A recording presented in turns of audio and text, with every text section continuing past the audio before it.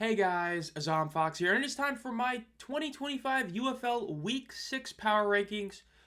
I mean, man, we got a lot of changes again. For the second straight week, we're having 7 different teams change spots because we saw a lot of games that nobody really expected. The amount of people I've seen online that say they went 0-4 in their game picks is insane, as we had a game that shouldn't be considered an upset, but was an upset. Well, technically, 2 of those games, if we're being honest.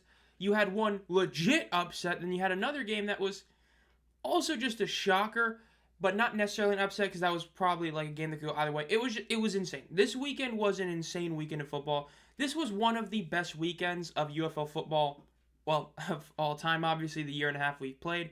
Now, the only reason that it's arguably is because we had the 3 best games of the season so far, but the 4th game was a awful game. So, is it the best week? Maybe. But we're going to be doing the power rankings and looking at each team's biggest question at this point in the season.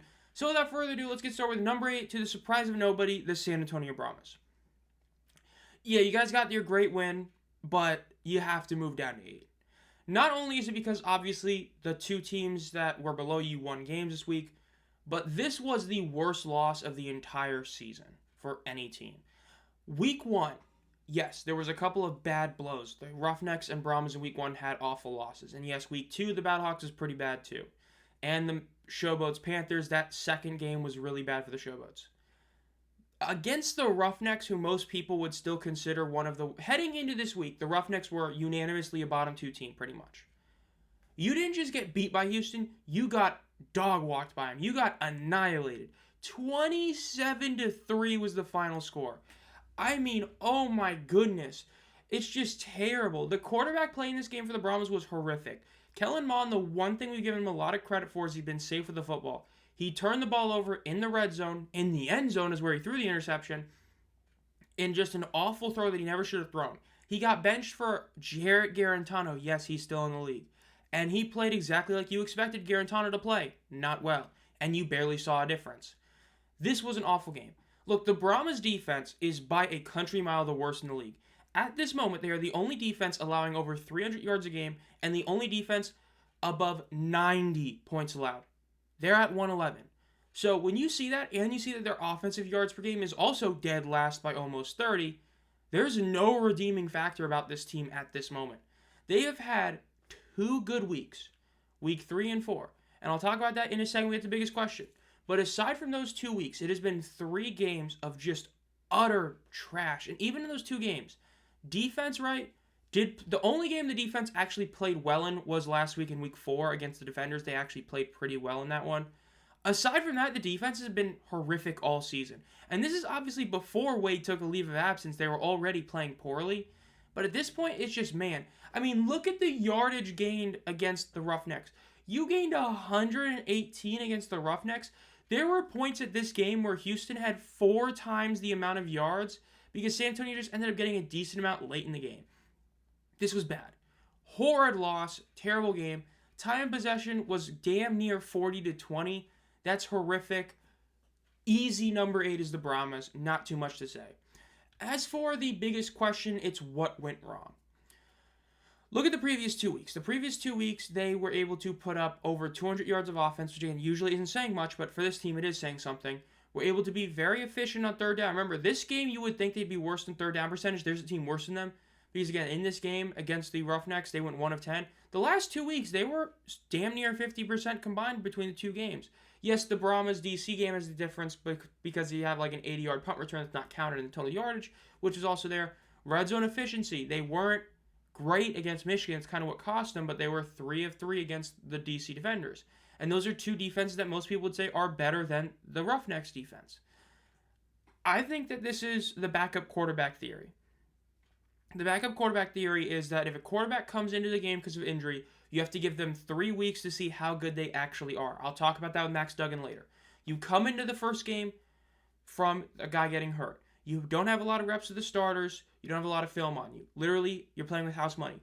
Week 2, you are expected to play well in that second game as a legit starter. You have had time to play with or practice with the starters, and you still don't have film on you. But then the third game is where you have film on you. You've been playing with the starters. Let's see how good you actually are. This is the third game under the Peyton Party offense, and it shows. They did not look good at all. Kellen Mond had his worst game of the season, and then Garrettano came in and played even worse. This offense may have been figured out, and if they got figured out, legitimately, they might not win a game the rest of the season. If that is true, that this offense has not been figured or did get figured out, they're screwed. Because that was the only thing that really helped this team. Because again, the defense went back to being bad again. They have allowed over 20 points in all but one game, and that one game they didn't was 18. I mean, that's pretty pathetic. That's a terrible defense this season. Again, they got their great win last week. I thought it was easy to predict that one last week. But this week, man, we all picked the Roughnecks to win, and the Brahmas just let everybody down. Easy number 8, San Antonio. Number 7, the Memphis Showboats. Some people are probably going to move this team up multiple spots. I'm moving them up 1. Look, it was an OT win against a team starting a new quarterback, and so were you. This was Dresser Wynn versus Case Cookus. And at the end of the day, when it came down to who was going to win, the Chef or the Dwinners got the job done. Wynn played good. Didn't play great, but he played all right. He was 17-29 for 235, 1 TD, 0 interceptions. That's not great stat line in terms of completion percentage, but he wasn't horrid. Biggest talking point was Deneric Prince having a very solid game. Eliminate the 17-yard long. You've still got over 40 yards on 11 carries. For this league, that's a really good stat line. Deneric Prince, biggest storyline in this game, aside from Dresser Wynn, very solid. They got their first takeaway this game as well, so now they have a takeaway, but they're still dead last in turnover differential, hence why they still deserve to be this low. And they tried to hand this game away. Look, for how much DC tried to hand the game away, which we'll talk about later, Memphis should have lost his game, right? They let Birmingham have this huge drive to score a touchdown, then let them score the extra point to tie it. Then Memphis got into field goal range, missed the field goal to win it, and then had to go to overtime. But they did get the job done in OT. Yes, I know some people are going to complain about ref ball, but just like with the Chiefs when they complain about it, it's like Stallions fans, you ain't allowed to complain about ref ball after what happened with Arlington. And plus, yes, the challenge rules need to be addressed fully. We've seen instances now where a guy will call a hold on a certain guy and he'll get an extra call, and then within this one, Skip had the wrong number. That needs to be ironed out. But the bottom line is, even with that, Memphis should have choked this away, but they were able to pull off the win, get their first win of the season. Huge win for them, but they still have to be 7. Look, you cannot be dead last in third down percentage and turnover differential and have me be like, oh yeah, you're a great team. No. I think that if you move them up to 6, you're just overcorrecting a certain team down. And I don't think there's an argument for any team to be below Memphis aside from San Antonio. Hence why they're 7 for me. Not much to say. I think it's a pretty easy spot. This week's ranking, I think the number 1, 7, and 8 spots are pretty much set in stone, and it's everywhere else where you can make arguments. But right now, 7 is the Showboats. Biggest question is Wynn the guy? I think it's pretty simple that that's the question. It was one game, but he didn't necessarily light up the world on fire. But when you look at passer rating, he's still much better than T. Will and E.J. Perry. Now, T. Will has the asterisk that his passer rating so low because he was rushing for a touchdown or two, so he didn't get the passing touchdown, whereas E.J. Perry is what it is. It's one game. Again, I think we have to see it, again, because he came in as a starter, in a sense, not like a normal backup.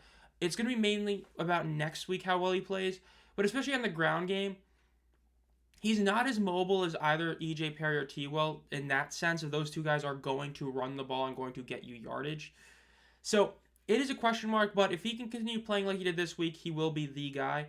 Again, yes, normally a 58 completion percentage is not good, but when your competitors are 60 and 59, you're kind of fine there. And when your average yards per pass are legitimately basically 2 above somebody and 1.5 above somebody else, yeah, you're pretty solid there. Again, passing yards per game, yes, I know Perry and T will split time, but 250 or 235 is solid for this one. We'll see for sure, but definitely the right call to go with him as the starter. So we'll see what happens in the next week. Number 6 is the Houston Roughnecks. I know a couple people that don't put public rankings out, but I know a couple people are putting this team all the way up at number 3 and maybe even 4 in their power rankings. I can't do that. Yes, McClendon has looked incredible. McClendon, so far, in basically the 2 games he's played, has looked insane. Again, just like with Max Duggan, we got to see what he does next week. That's my biggest concern. How well will he play next week? But through 2 games, he's been incredible. Yes, he has 2 interceptions. One of those interceptions was a bit of a freak interception this week. But overall, he's been a very accurate quarterback. He is one of the 3 guys averaging basically 70 completion percentage, which again is just by far the 3 best in the league. Isn't taking sacks. He's averaging only 1 sack taken per game. But the Roughnecks, there's still a couple issues. Defensively, they're still allowing a ton of yards per game. They're still averaging almost 300 yards a game. The only reason their points allowed is solid is because of San Antonio and Arlington. Those 2 games, they were able to hold them to a combined 14 points. But they still were able to allow too many yards, and overall their average just tanked tanked in a good way because of San Antonio. But as for the season, they're still one of the weaker defenses in the league. A lot of other stats are kind of middle of the road or lower end. The whole question is, can McClendon continue playing this well the next few weeks? Because believe it or not, well, the question now is, could CJ save his job? It's shocking to say it, but guess what? They're a game behind for a playoff spot. Look, they get Michigan 2 of the last 3 games of their season. They've played 3 of their out-of-conference games. They are currently 1-1 in their conference record right now. I don't think people understand how much of a blessing that is for Houston.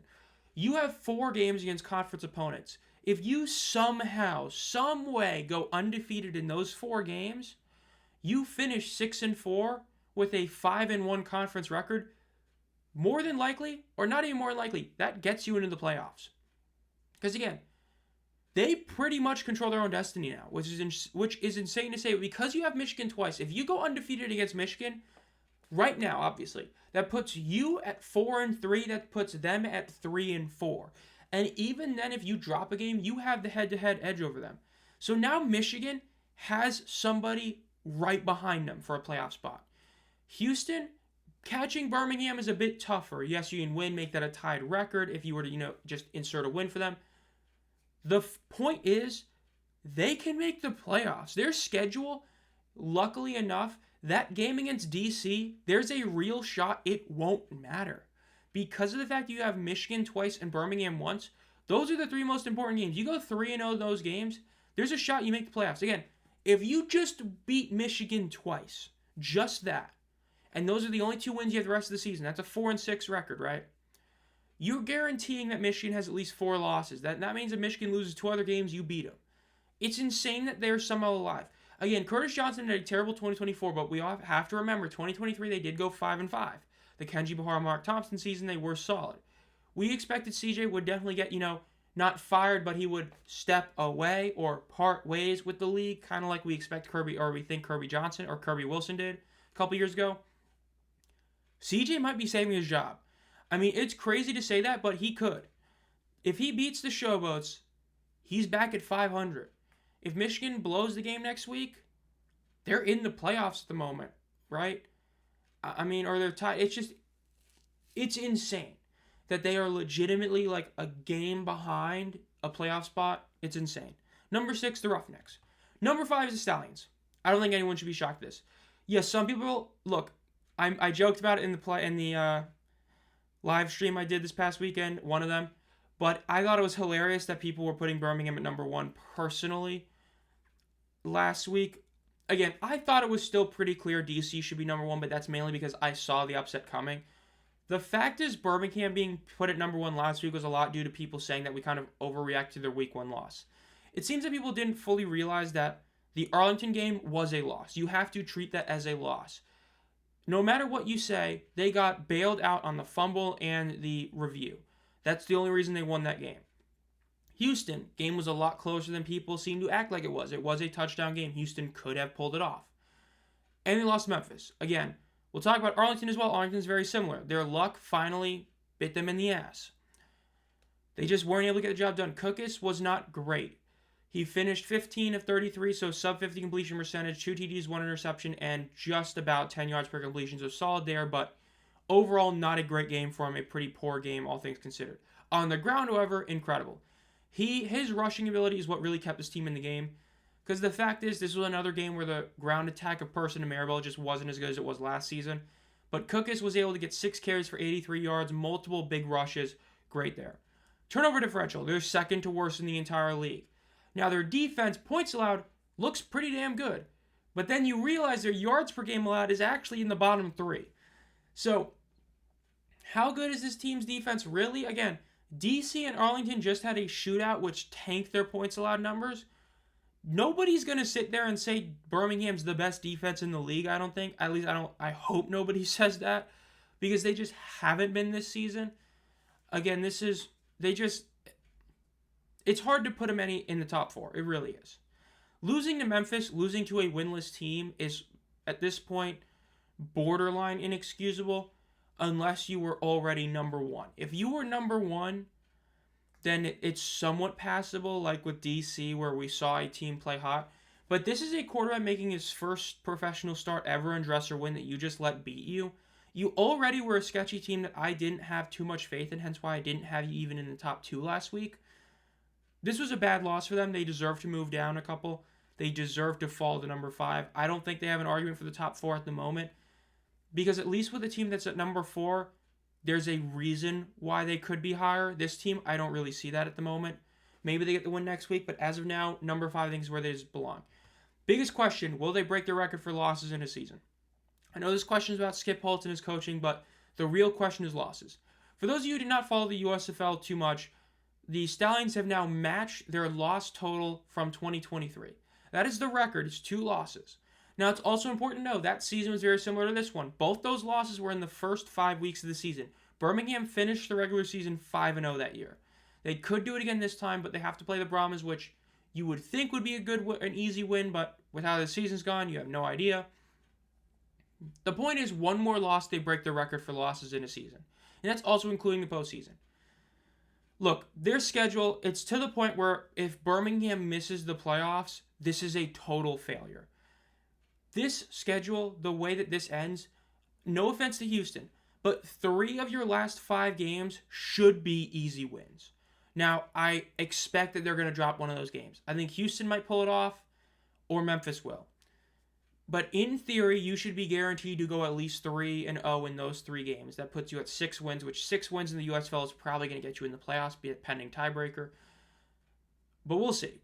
I think that they should be able to go 3-0 in those games and then make the Michigan Battlehawks game not really mean too much in either of them. We'll have to wait and see, though, but they could break the record for losses in a season. That'll be a very interesting story to follow. Number 4 is the Michigan Panthers. They fall a couple of spots as well, but I feel like we all kind of know why they lost this game, which we'll talk about. This was a tough loss. The fact is Michigan lost because of mainly 2 things. Number 1 is the decision to play Danny Etling, which we'll talk about in a second. But the other thing is, of course, the trick play touchdown. The reason for my St. Louis ranking also kind of goes to that. It's a lot like the DC San Antonio game last year in week 1. If you're winning because of a trick play, it's hard to be like, man, that was an insane win. The bottom line is St. Louis did outplay Michigan for this game. Though, the reason for that we'll get to in a second. Michigan should have won this game, but they did not play well enough to do it. And St. Louis, Max Duggan, played incredible. St. Louis did enough. People complain about ref ball. I've talked about it multiple times in the streams. Ref ball was bad for both sides. There was a roughing the passer call that shouldn't have been called. There was a DPI that should have been called that wasn't called. Bad roughing for both sides. But the bottom line is why Michigan is at 4, not 3, and not 5. They lost to St. Louis. And while I've always said in the past that winning does not guarantee you move above somebody. It never has, never will. The fact is, St. Louis, there was a lot more to like about what St. Louis did than there was about the Panthers this game. Because the Panthers, it's like these injuries. St. Louis is getting healthier. Michigan is getting worse off. They're getting more injuries, and now they're going to face a suspension probably for a player, which we'll talk about in a second. Overall stats, they're pretty middle of the road in defense. Yards per game, they're still one of the best in the league. And the fact is they have the best quarterback in the league by not a super wide margin, but by a decent margin. Perkins, at this point, we all know is the best quarterback in the league and is the MVP favorite pretty much.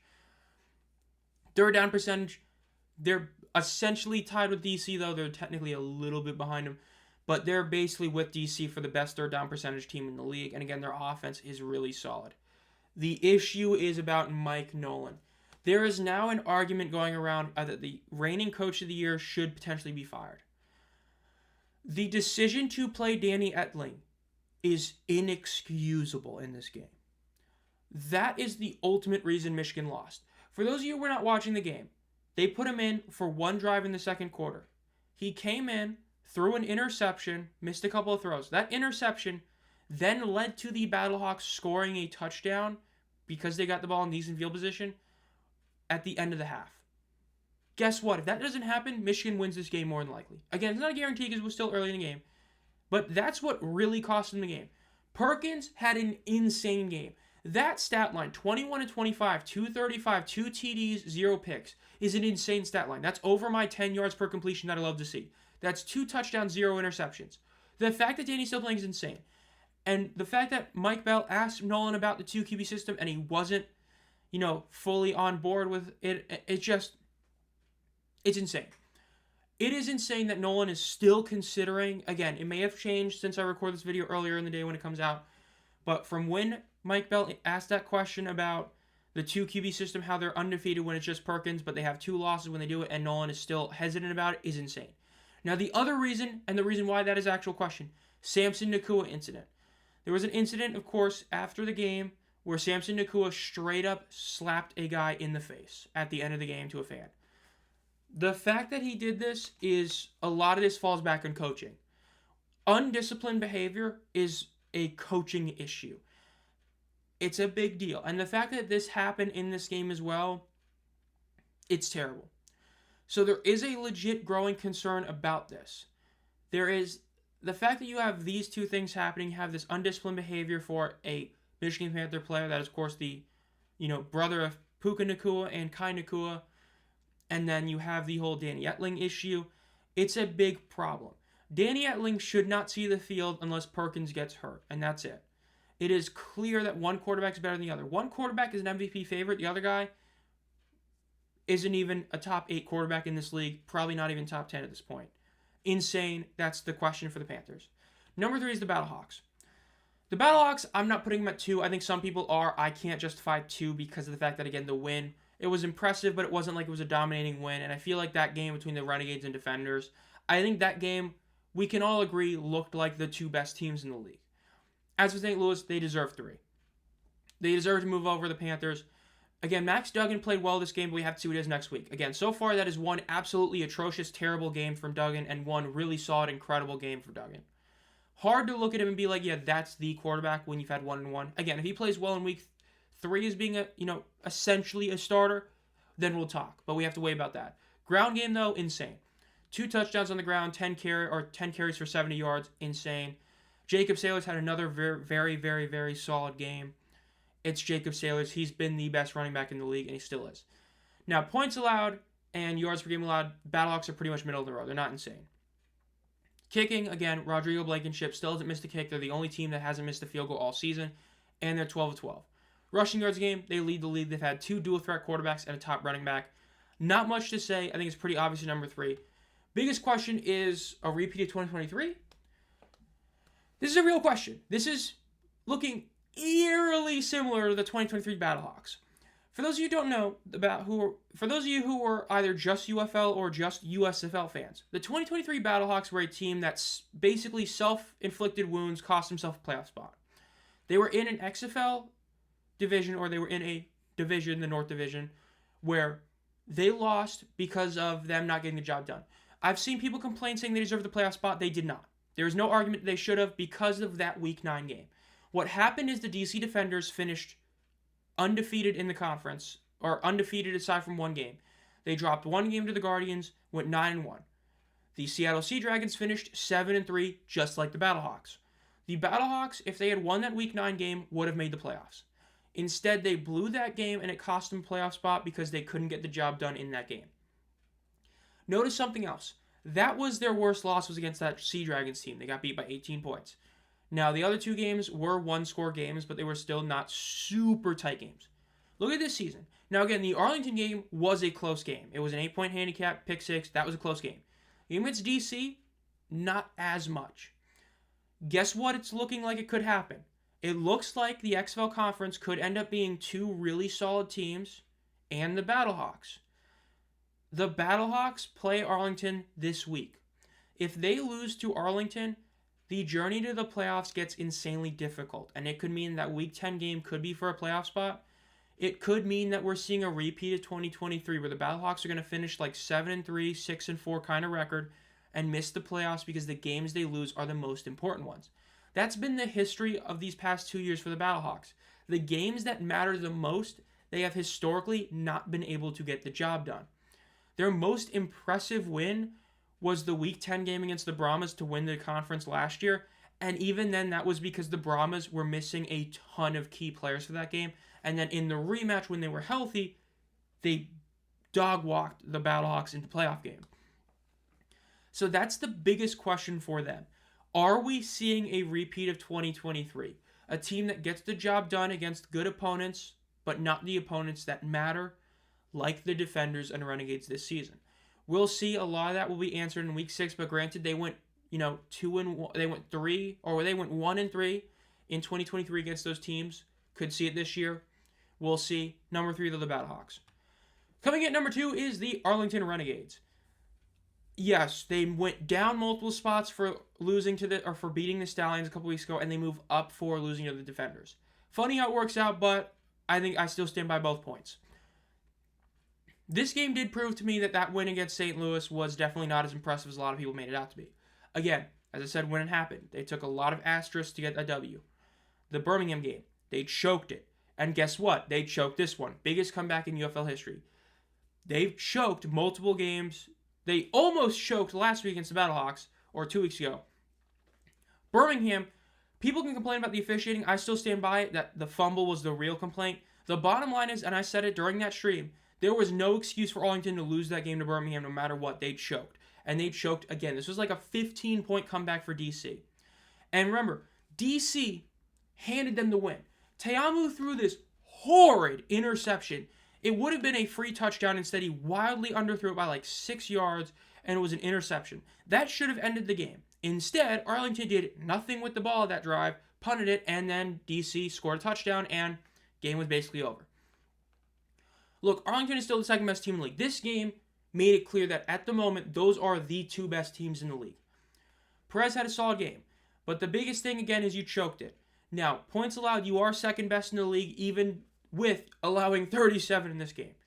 Yards per game, you're still one of the best in the league. Sacks, after doing nothing the first 3 weeks of the season, you've had back-to-back weeks of getting to the quarterback. The additions that they've been making in the D-line have been paying off. Yards per game, they're the 3rd best in the league. They are a very well-rounded team. But the fact that they are choking these games away, this team should be undefeated. They should be. But they just can't get the job done. Just like last year where they were in all these close games and they were losing off last-second drives. It's so similar. They're just blowing these games that should be wins. And a lot of that falls on Stoops. The fact that we are now in back-to-back seasons where they're losing games they have no right to lose based on how well they played is very concerning. But at the moment, I think they are the second best team in the league. I think that they deserve this spot. Number 2, Arlington. I personally think there's a bigger argument for the Panthers at 3 than the Battlehawks at 2, purely because I think the Renegades are so firmly entrenched at the 2 spot. Again, I don't think Michigan has a real argument for 3. I know somebody's going to put them over the Battlehawks. I don't agree with that.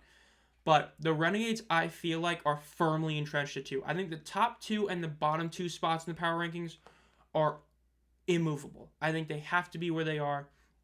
Number 2, the Renegades. Biggest question is, do they even have a good win? The one win you would think is a good one is Week 1, but that was a Week 1 game against a Brahmas team that has had exactly 2 weeks of actually playing okay. The rest of it has been terrible, so that's not an impressive win to most people. The Houston game. You mean the one you damn near choked that you should have easily won? The Birmingham game. You should have won it, and you did choke it. Yes, there was, ref ball. But you outplayed the Stallions by a huge margin and still lost. The Battlehawks game. Not impressive. It took Manny Wilkins tearing his Achilles to get a touchdown in the beginning of the game, and then you got a pick 6 at the end. You don't get those 2 touchdowns. Yes, I know we're playing the what-if scenario, but if you don't have those 2 touchdowns, that's minus 16 points. You lose this game. So, not impressive. DC, you lost. You should have won it. You choked a double-digit lead and lost. They don't have a single good win. And that goes back to the point I've made the past couple weeks. There is no number 1 best team in the league this season. There's a team that I'm keeping at 1 for the 3rd straight week, but there's no 2022 Stallions. There's no 2023 Defenders. There's no 2024 Stallions. There's no clear-cut number 1 team. The difference from 1 to 7, you could argue 8 as well, is so much smaller than it's been in years past. This is the most chaotic season since the 2023 USFL season, where every team finished either 3-7 to 8-2. We're getting something similar to that in a sense that you could see a team pull off an upset every week. But with that being said, the Renegades, through 5 weeks, their most impressive win was a week 1 beating on the worst team in the league. Not exactly impressive.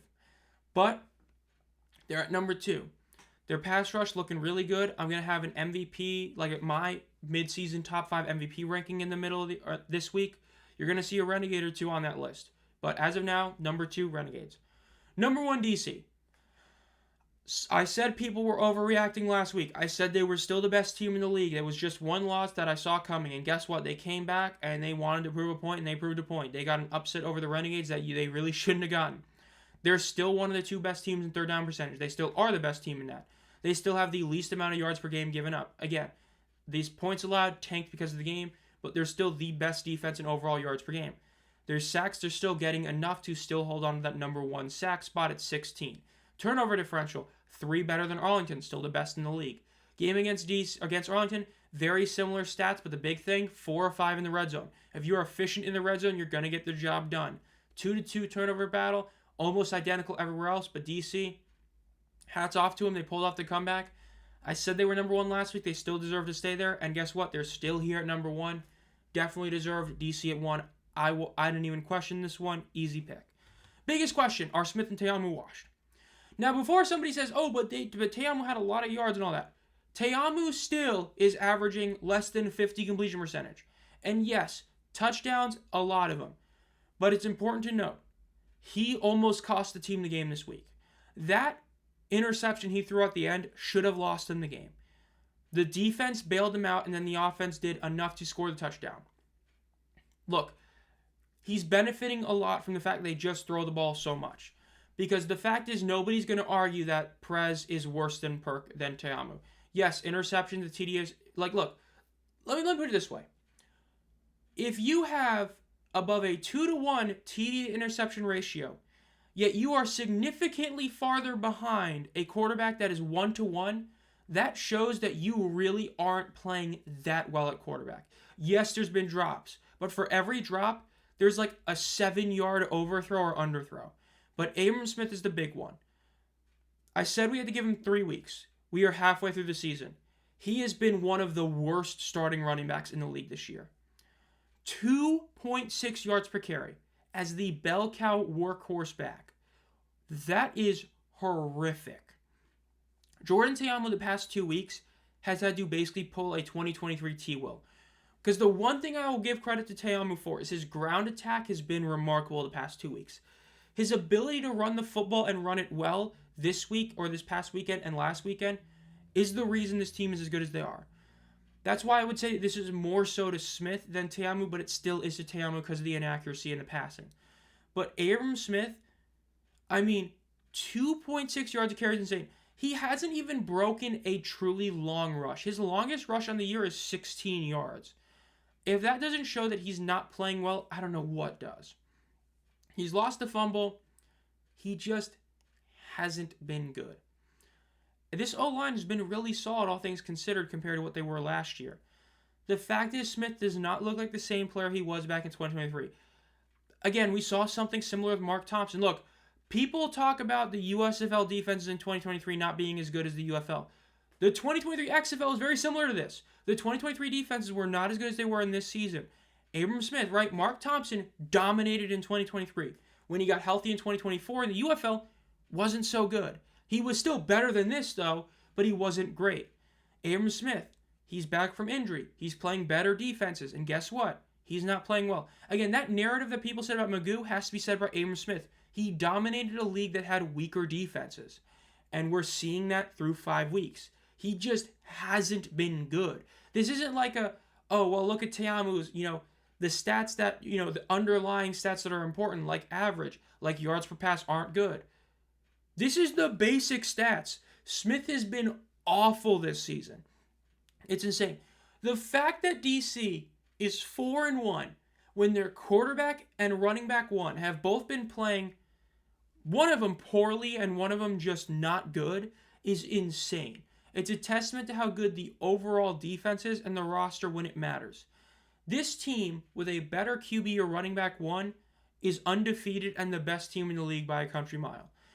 But the reason why the number one spot is so much closer to 7 than we've seen in the previous, really 4 seasons of spring football, aside from maybe 2023 USFL, is because of the QB1 and the RB1. If it wasn't for that, they would be by far the best team in the league. But again, I've had them at 1 for like 3 weeks straight now. I said initially that they were overrated, and then I put them at 1. Then they lost, and I felt like the only guy keeping them at 1, and I'm glad I did. Number 1 team, DC Defenders. But overall, that'll do it. This has been ZomFox. If you enjoyed this video, make sure to subscribe and hit the bell to be notified as soon as I upload any videos. Try and hit 1250 by the end of the season. We're like a little over 100 away from that goal. Again, I will be streaming the game on Friday between the Renegades and Battlehawks, massive game, and I will have a Community Heroes poll to do the other one. Again, look out for a Tank Bowl video during this week, as well as my top 5 MVP rankings midway through the season, as well as the week review tomorrow, and of course the game picks on Friday, and the Players of the Week short on Wednesday. Again, like this video, and as always, guys, have a great night.